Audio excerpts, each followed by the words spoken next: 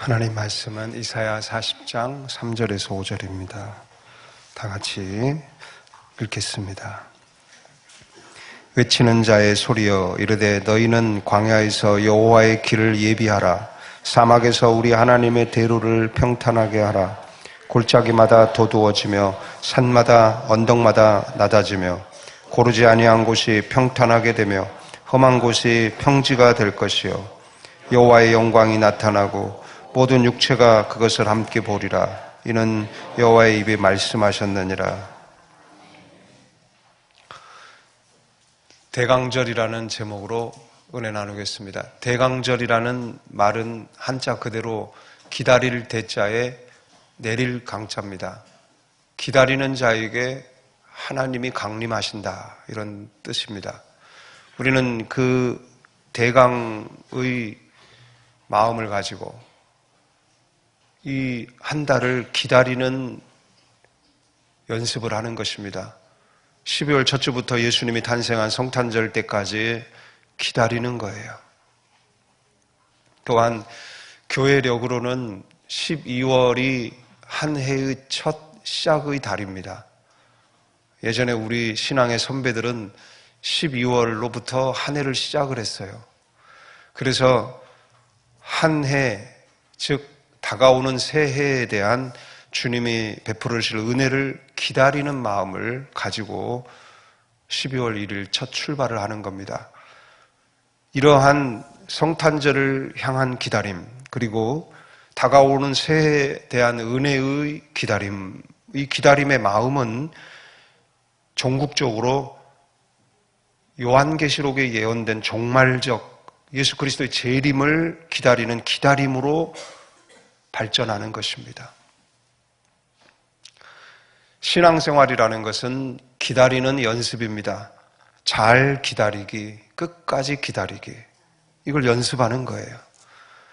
여러분들 중에는 오랜 기다림 끝에 뜻을 이루고 좋은 결과를 만들어 보신 분들은 아실 것입니다. 잘 기다리려면 어떻게 해야 합니까? 기다린 끝의 결말을 상상해 보는 것입니다. 그것이 잘 기다리게 하는 힘이 됩니다. 저도 아내와 교제하며 10년 후에 가정을 이루고 행복하게 사는 모습을 상상하면서 기다렸기에 6년을 잘 기다릴 수 있었어요.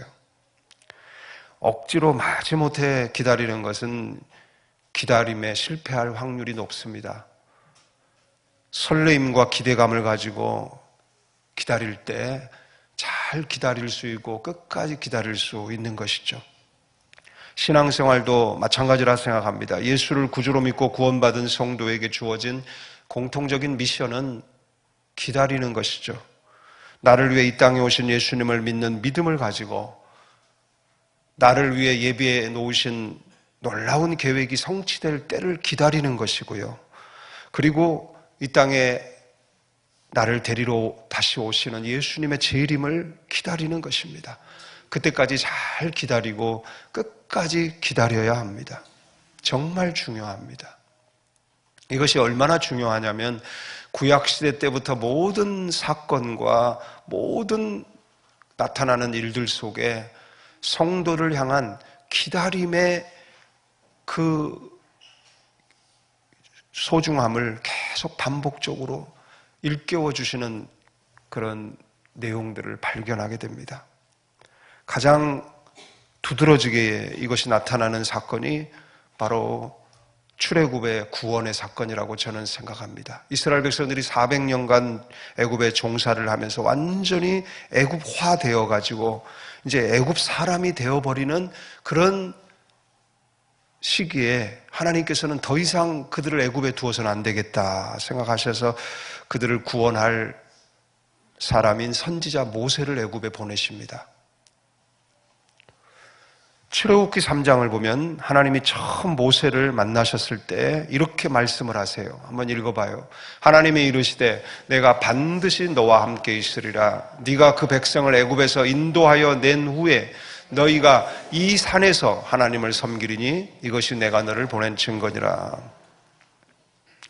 이 산에서 하나님을 섬기게 될 것이다. 이것이 내가 너를 보낸 증거다라고 말씀합니다. 모세를 보낸 증거로 한 산을 준비하시죠. 미리 준비를 다 해놓으신 거예요.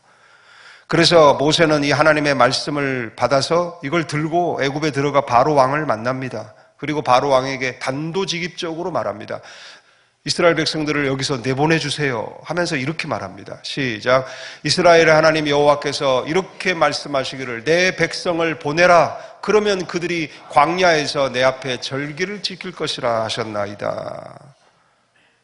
또 바로 왕에게 이렇게 말합니다. 한번 읽어봅시다. 하나님이 우리에게 나타나셨은즉 우리가 광야로 사흘 길쯤 가서 우리 하나님 여호와께 제사를 드리려 하오니 가도록 허락하소서. 제사를 드리겠다.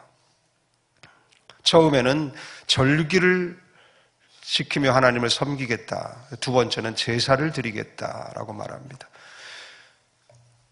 이 모세의 부탁의 말을 들은 바로 왕은 단호하게 거절을 합니다. 그리고 여러분도 아다시피 계속 반복해서 거절을 하죠. 그때마다 모세는 바로 왕을 찾아가서 같은 말을 계속 말합니다. 이 말을 합니다. 다 같이 읽어봐요. 내 백성을 보내라. 그러면 그들이 광야에서 나를 섬길 것이니라.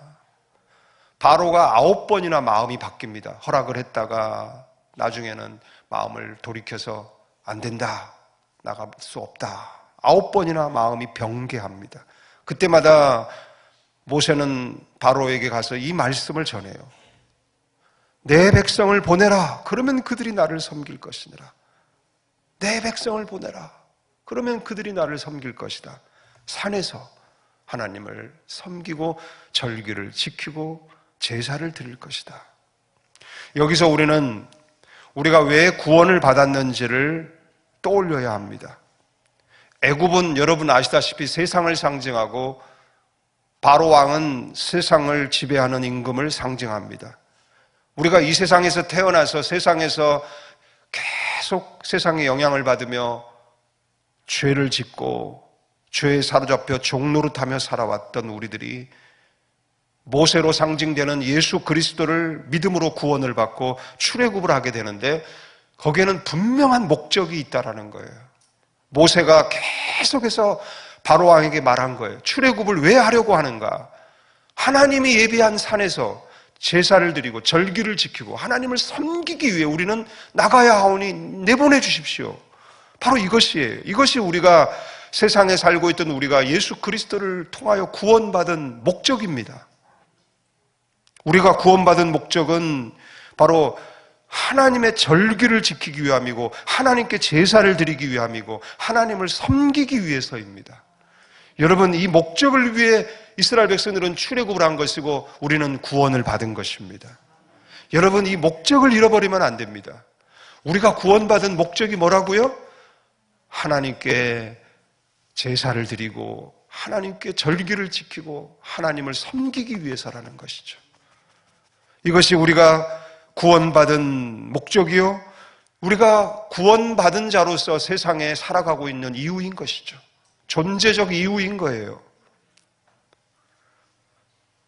급기야 10번째 유월절 재앙이 애굽 전역에 내리면서 바로는 완전히 항복을 합니다. 그리고 이스라엘 백성들을 내보내줍니다.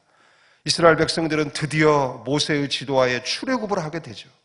그리고 그 하나님이 예비해 놓은 산에 도착을 합니다. 정말 그 과정에서 여러 번 모두가 다 몰살될 위기를 만나기도 하고, 하지만 하나님이 말씀하신 것처럼 독수리가 그 새끼를 등에 업고 나름과 같이 하나님이 이스라엘 백성들을 등에 업고 그 출애굽 이후의 여정을 인도하셔서 드디어 광야의 한 산에 도착을 합니다. 그곳이 시내산이에요. 다 같이 출애굽기 19장을 읽어봅시다. 시작. 이스라엘 자손이 애굽 땅을 떠난 지 3개월이 되던 날 그들이 시내 광야에 이르니라. 그들이 르비딤을 떠나 시내 광야에 이르러 그 광야에 장막을 치되 이스라엘이 거기 산 앞에 장막을 치니라. 드디어 출애굽을 한 목적인 그 한 산, 그 장소에 도착을 한 것입니다.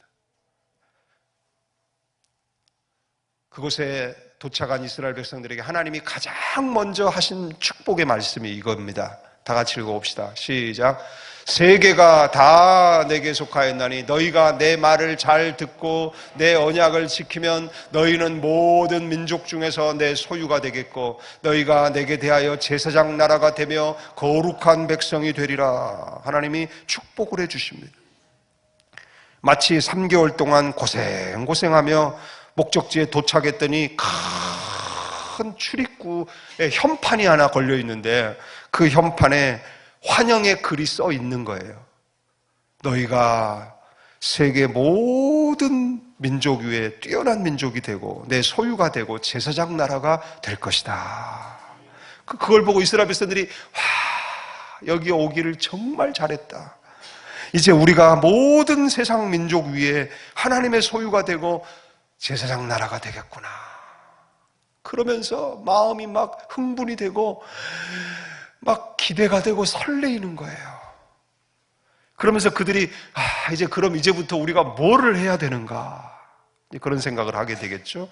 그때 하나님이 주신 의외의 미션이 있습니다. 제가 이 말을 하려고 여기까지 길게 설명을 한 거예요. 다 같이 읽어봅시다. 시작. 여호와께서 모세에 이르시되 너는 백성에게로 가서 오늘과 내일 그들을 성결하게 하며 그들에게 옷을 빨게 하고 준비하게 하여 셋째 날을 기다리게 하라. 이는 셋째 날에 나 여호와가 온 백성의 목전에서 시내산에 강림할 것이니 너는 백성을 위하여 주위에 경계를 정하고 이르기를 너희는 삼가 산에 오르거나 그 경계를 침범하지 말지니 산을 침범하는 자는 반드시 죽임을 당할 것이라. 셋째 날을 기다리라. 기다리라. 기다림을 가장 먼저 훈련을 시키십니다. 기다리라. 구원을 받았어요. 예수 그리스도의 핏값으로 내 모든 죄가 용서되어지고 구원을 받았어. 너무 기뻐. 그리고 하나님이 내가 너를 사랑한다. 내가 너를 통하여 너의 가정에 복을 주고 너를 통하여 이웃이 복을 받게 할 것이다. 그럴 때 우리가 막 기대가 되는데 하나님이 그 다음 그러려면 기다려라. 기다리라는 거예요. 기다리는 동안 그냥 시간이 가기만을 기다리는 것이 아니라 자신을 성결하게 하며 기다려라. 옷을 빨고 여인을 가까이 하지 말고 하나님이 정해 놓으신 경계를 넘지 말고 그 안에서 기다리라. 만약 이것을 어기면 죽임을 당할 것이다. 아니 10가지 재앙으로 구원해내고 독수리가 새끼를 등에 업은같이 업어서 소중하게 조심스럽게 여기까지 이끌어 놓으셨고는 기다리는 걸 실패하면 죽임을 당하게 하겠대요. 가장 중요한 게 뭐예요? 기다리라고 하시는 그 부분을 지키는 거예요.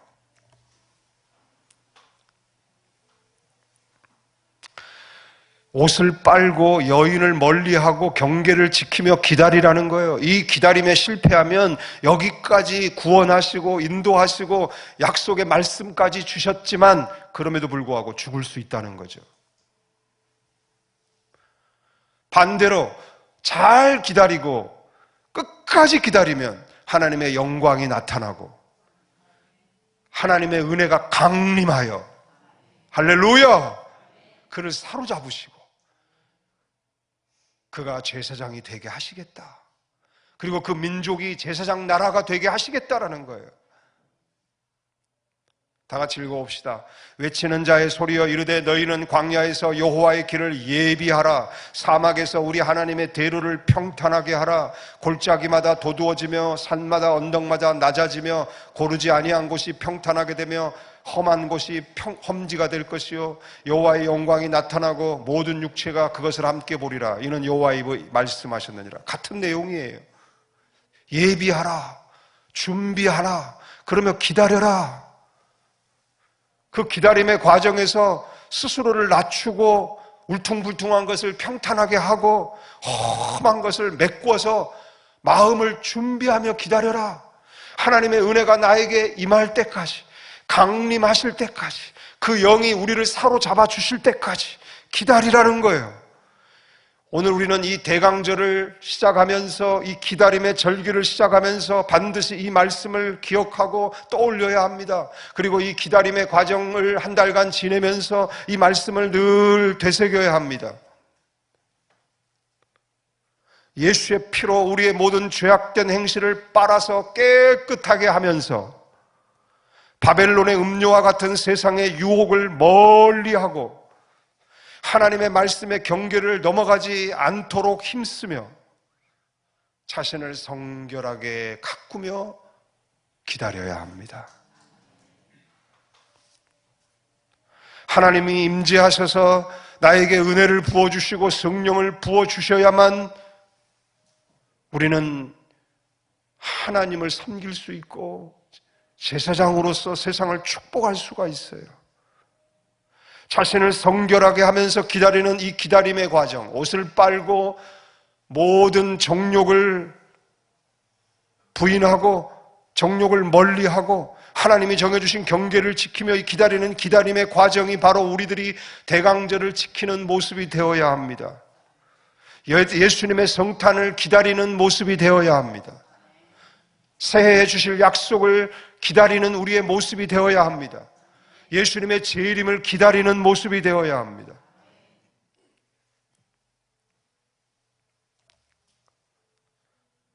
이미 초림하신 예수님을 마음속에 친밀하게 경험하면서 재림하실 예수님을 사모하며 기다려야 합니다.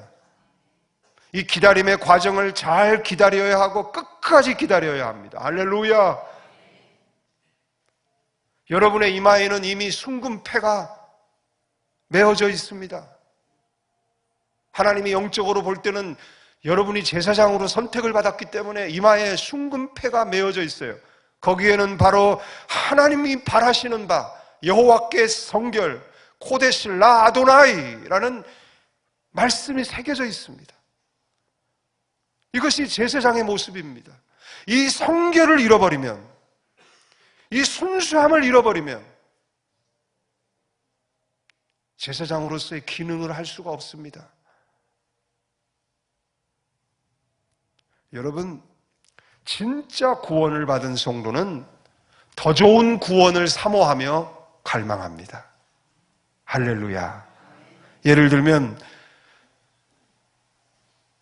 가수 임영웅 씨의 노래를 들으며 위로를 받으신 분들은 임영웅 씨의 팬이 돼요. 그러면서 팬심이 점점점 막 커지면 집에다가 막 임영웅 사진을 도배를 합니다. 제가 지난주에도 목사님들하고 어느 식당에 갔더니 그 사장님이 임영웅 씨 팬인가 봐. 얼마나 임영웅 씨 사진을 막 붙여놨는지 모르겠어요. 임영웅으로 충만해. 거기서 밥을 먹었어요. 그런데 그렇게 임영웅 씨를 막 사모하는 사람은 임영웅 씨를 만날 날을 손꼽아 기다리며 살아요. 그래서 자녀들이 엄마가 하도 임영웅 씨 좋아하니까 생일 선물로 공연 티켓을 하나 사줬어요. 그랬더니 그 티켓을 들고 그 날, 공연하는 날을 머릿속에 딱 암기해두고 속히 그날이 오기만을 기다리면서 아프면 안 되니까 건강관리하고 이뻐야 하니까 막 머리도 하고 막 피부 관리도 하면서 그날을 기다리는 거예요. 잠을 자면서도 임영웅을 만나서 그 노래를 들으면서 막 위로받고 그 행복하게 그 시간을 보낼 그 모습을 막 상상하면서 잠자리에 들어 심장이 다 콩당콩당거려요. 사랑은 하나님이 모든 인간에게 부여해 주신 신적 속성입니다. 아가페 사랑의 모습이 우리 안에 스톨케로, 에로스로, 필레오로 나타나는 거예요. 이 사랑은 아가페에서 나온 거예요. 신적 속성이에요. 그 사랑은 하나님을 발견하게 해주는 더듬이입니다. 그렇게 우리가 무언가를 사랑하고 누군가를 사랑한다라는 것은 곧 하나님이 인간으로 하여금 하나님을 찾아 나오게 하시려고 넣어주신 본능적 속성이에요. 이 사랑의 힘으로 우리는 사람을 사랑하되 그 사랑에서 그치면 안 돼요. 사람을 사랑하되 그 사랑이 계속 발전하여 하나님에게까지 이르러야 합니다. 무언가를 사랑하죠. 동물을 사랑할 수 있고 식물을 사랑할 수 있어요. 근데 그 사랑이 거기서 멈추면 안 돼요. 그 사랑은 계속 발전해서 하나님에게로까지 나아가야 하는 거예요. 그래야 가장 아름다운 인간, 도덕적인 인간, 윤리적인 인간, 그리고 멋진 인간, 인간다운 인간이 되는 겁니다. 예수를 믿고 구원받은 성도는 구원받은 그 기쁨과 감격으로 예수님을 직접 만나서 항상 그분을 볼 수 있고 항상 함께 할 수 있는 그 만남을 사모합니다. 그래서 주님이 오시는 재림의 날을 손꼽아 기다리게 되는 거예요. 진짜 구원받은 사람은, 이 천국행 티켓을 가지고 있는 사람은 예수님이 빨리 오시기를 정말 간절히 사모합니다. 그 대강, 그 기다리는 게요, 남다른 기다림으로 기다립니다. 정말 애틋하게, 간절하게 대강하며 기다리는 거예요. 마치 임영웅 공연 티켓을 손에 들고 그날만을 기다리듯이 천국행 티켓을 손에 들고 있는 우리는 예수님의 재림의 날만을 사모하며 손꼽아 기다리는 거예요. 할렐루야! 근데 그냥 기다리지 않아요. 자신을 성결하게 하고요, 아름답게 단장하면서 기다리는 거예요. 다 같이 한번 읽어봐요. 시작. 우리의 시민권은 하늘에 있는지라 거기로부터 구원하는 자 곧 주 예수 그리스도를 기다리나니 그는 만물을 자기에게 복종하실 수 있는 자의 역사로 우리의 낮은 몸을 자기 영광의 몸의 형체와 같이 변하게 하시리라. 저 나를 기다리는 거예요. 예수님을 만나서 내가 너무 사모하는 그분을 만나서 매일 같이 있고 매일 함께 동행하고 영원히 함께 있게 되는 그날을 기다리는 거예요. 또한 나도 예수님처럼 변화되어질 것을 기다리는 거예요. 할렐루야. 아니, 임용 얘기할 때는 반응들이 좋더니 예수님 얘기하니까 반응이 갑자기 작아지네. 다시 기회를 드릴게요. 예수님 만날 날을 기다리는 거예요. 이 시민권을 가지고 예수님을 만날 날을, 그리고 예수님과 함께 영원히 살 수 있는 그 천국에 들어가는 그날을 기다리는 거죠. 그래서 이 기다림은 우리를 막 설레게 하는 거예요. 그래서 구원은, 저를 따라합시다. 구원은, 크게 따라하세요. 가슴에 손을 얹고, 구원은 심장에 손을 얹고, 심장에. 구원은 설레입니다. 구원은 콩당거립니다. 구원은 콩당. 이 영혼이 내 마음이 내 심장으로 막 콩당 설레이는 거예요. 구원은 설레임이에요.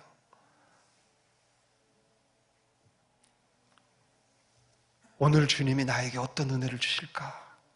어떤 특별한 은혜를 주실까? 막 설레요. 근데 이것은 그렇게 일시적으로만 끝나지 않아. 이건 천국에 대한, 주님의 재림과 그 다음에 이어질 천국 생활에 대한 설레임으로 이어지게 돼 있어요. 구원은 설레임이에요. 할렐루야. 그래서 주님을 만날 그 시간을 기다리는 거죠. 주님의 시간을. 찬송가 623장에 주님의 시간에라는 찬양이 있어요. 주님의 시간에 아름답게 모든 것이 변하리.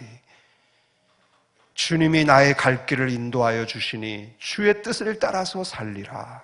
다 같이 불러봅시다.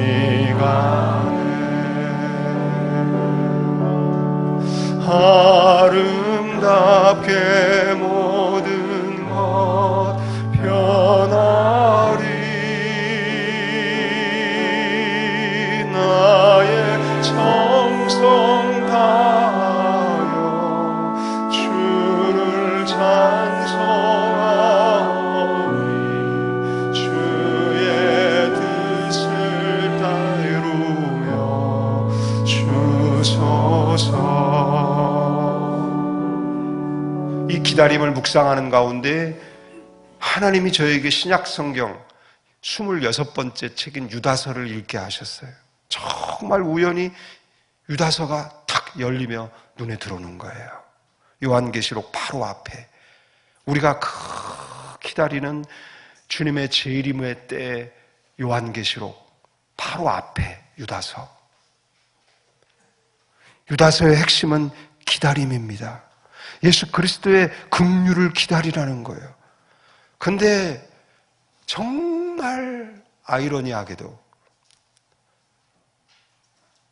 출애굽기 제가 말씀드린 것처럼 그 애굽에서 건져내시고 독수리의 등에 업어서 인도하신 그들을 기다리지 못하면 죽임을 당할 것이다 라고 한 것처럼 유다서에서도 그런 내용을 말씀하고 있어요. 성경에서 가장 안타깝고 가슴 아픈 표현이 유다서에 나옵니다.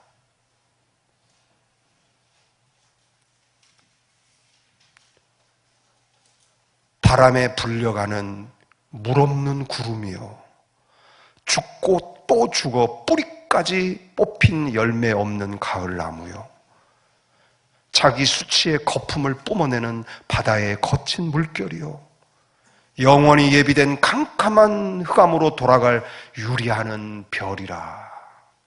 너무 안타까운 표정입니다. 저는 이런 시적 표현을 굉장히 좋아하기 때문에 이 19와 같은 이 성경 구절을 종종 묵상을 하거든요. 정말 안타까운 가슴 아픈 표현이에요. 왜 그 사랑하는 성도, 그 당신의 독생자 예수님의 목숨값으로 구원해낸 성도를 표현할 때 너무나 아름다운 시적이고 은유적 표현들이 많은데 이런 아프고 쓰리고 괴로운 이런 표현을 사용하셨을까? 이런 성도들이 있다라는 거죠. 세 가지 유형의 성도예요. 자신의 예배가 받아들여지지 않았다고, 자신의 열심과 헌신이 인정받지 못했다고 분노하고 안색이 변하여 그 시기심과 질투심에 인정받은 형제를 살인해버리는 가인과 같은 성도가 여기에 해당되는 거예요. 발람과 같은 성도가 있어요. 하나님의 부름을 받아가지고 처음에는 은혜롭게 잘 시작을 한 선지자 역할을 잘 하다가 돈의 매수가 돼가지고 돈의 유혹에 그만 넘어가가지고는 하수인이 되는 거예요. 꼭두각시가 되어버리는 이런 성도가 있어요. 이 사람도 기다림에 실패한 사람이에요. 또 세 번째 마지막 유형은 고라입니다. 자신 혼자 불평하면 괜찮은데 다른 성도들까지 막 유혹해서 함께 불평에 참여시켜가지고서는 함께 기다림에 실패하게 만들어요. 그들이 바로 구름은 구름인데 바람에 불려가는 물 없는 구름이요, 하나님이 햇빛을 비추는데 그 햇빛을 막고 있는 아무 쓸모없는 구름이라는 거예요. 물이 없는 구름, 비를 내리지 못하는 구름. 나무는 나무인데 죽고 또 죽어 뿌리까지 뽑혀 나뒹굴고 있는 가을나무라는 거예요. 물은 물인데 자기 수치의 거품을 계속 뿜어내는 거예요. 말하는 거나 행동하는 게 늘 예수님 이야기하고 교회 이야기 한다고 하는데 수치의 거품을 계속 뿜어내는 바다의 거친 물결과 같은 사람이라는. 별은 별인데 영원히 예비된 캄캄한 흑암으로 돌아가는 유리하는 별이라. 그래서 사도는 제발 우리들에게, 오늘 저와 여러분에게 그런 기다림에 실패하는 안타까운 성도가 되지 않기를 바라며 이렇게 권면합니다. 다 같이 읽어봅시다. 시작. 사랑하는 자들아, 너희는 너희의 지극히 거룩한 믿음 위에 자신을 세우며 성령으로 기도하며 하나님의 사랑 안에서 자신을 지키며 영생에 이르도록 우리 주 예수 그리스도의 긍휼을 기다리라. 능히 너희를 보호하사 거침이 없게 하시고 너희로 그 영광 앞에 흠이 없게 기쁨으로 서게 하실니 곧 우리 구주 홀로 하나이신 하나님께 우리 주 예수 그리스도로 말미암아 영광과 위엄과 권력과 권세가 영원 전부터 이제와 영원토록 있을지어다. 아멘. 저는 오늘 설교 마무리하면서 저도 여러분을 위해 기도할 것입니다. 이 대강절 기간 동안에 여러분의 믿음이 좀 제대로 갖추어진 믿음, 제대로 된 믿음, 그 믿음을 갖게 되는 기간이 되길 바라고, 그 믿음으로 주님을 기다리고 끝까지 기다리는 믿음을 갖도록 능력의 주님께서 저와 여러분의 믿음을 보호해 주시고 흠이 없이 기쁨으로 서게 하시고 기다림의 과정을 잘 기다리고 끝까지 기다리게 하셔서 주님의 재림의 날 모두 영광스러운 주님을 만나게 되기를 주의 이름으로 축원합니다.